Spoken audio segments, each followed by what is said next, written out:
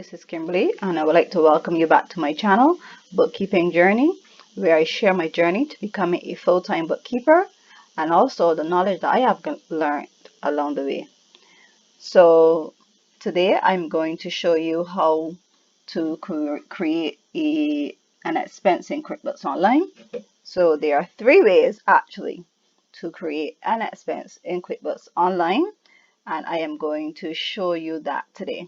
But before I go on with the video, I would like to ask you to subscribe to the channel, press that notification bell right next to it, and give this video a thumbs up.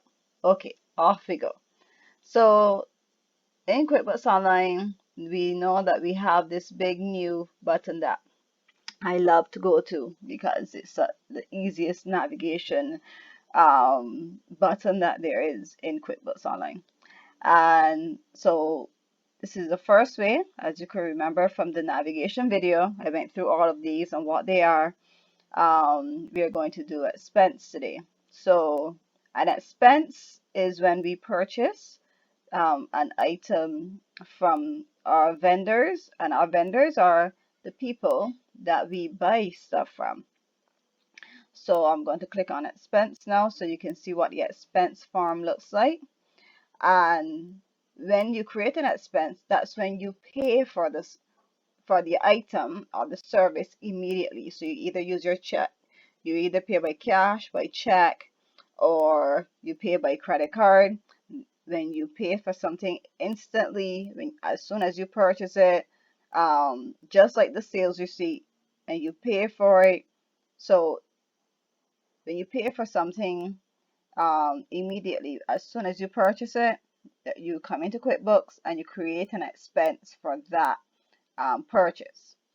So as you can see, for expense, it doesn't have anybody's address to go to or any email, because we are the people that are buying the stuff. We are purchasing from whoever it is that we bought whatever item it is or service. Remember, categories. But I shouldn't say remember if you didn't watch the video on bill that I made yesterday. But if you didn't watch that, I will put it in the iCard so you can go watch that video.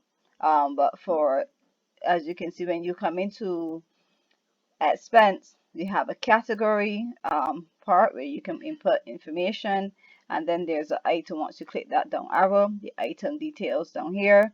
Categories are for when you are paying, when you are purchasing products.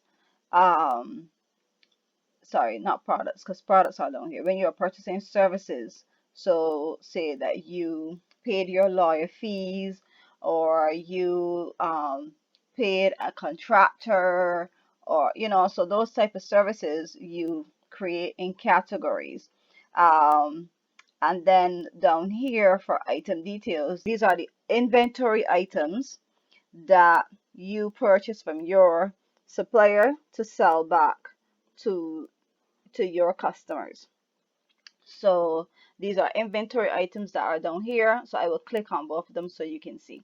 So let me click on this down arrow here. You see there's advertising, disposal fees, dues, and subscriptions that you're paying for your QuickBooks Online subscriptions. You record that here. Equipment rental, so you can always come through and then just go through.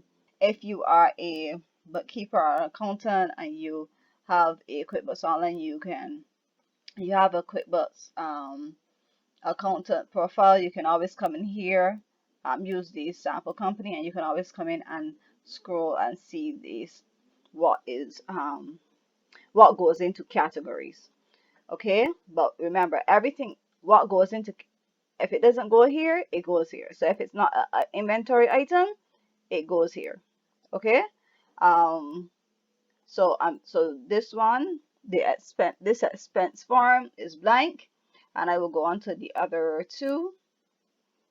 I will go on to the other two ways. Let me close off of this. So the next way that you can get to create an expense in QuickBooks Online, you go to expense and you go to expenses. Or I could have just clicked on the tab. I just somehow love to click on these arrows to just go, go there straight. But anyhow, and when you come into this part here, you will, because as you can see, these will be a list of all your expenses and all your bills and payments in here.